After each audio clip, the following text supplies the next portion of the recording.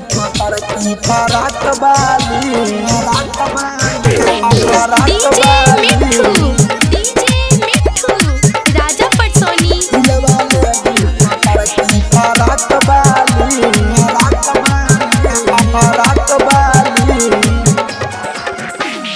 हमारे सामन से रहे गुजरल जहिया से ओकर नजर जे पड़ल हमारे सामन से रहे गुजरल जहिया से ओकर नजर जे पड़ रहे सूरत उनकर सबा लाख बाली रहे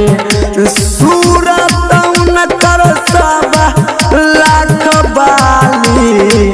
आदिल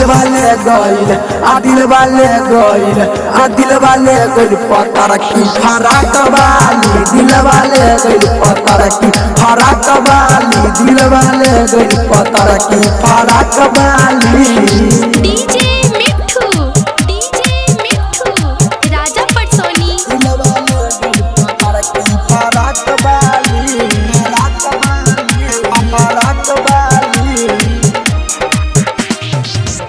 अखिया में कजराला गाके जब चलेली का कही भाई हमारा दिल में हलेली अखिया में कजराला गाके जब चलेली का कही भाई हमारा दिल में हलेली बड़ी शोभत रहे ओकर कन बाली बड़ी शोभत रहे ओकर कन बाली दिल वाले गइल पतर की फराक बाली दिल वाले गइल पतर की फराक बाली दिल वाले गइल पतर की फराक बाली फराक बाली डीजे मिठू DS रिकॉर्डिंग स्टूडियो राजा दरभंगा। पटसोनी फराक बाली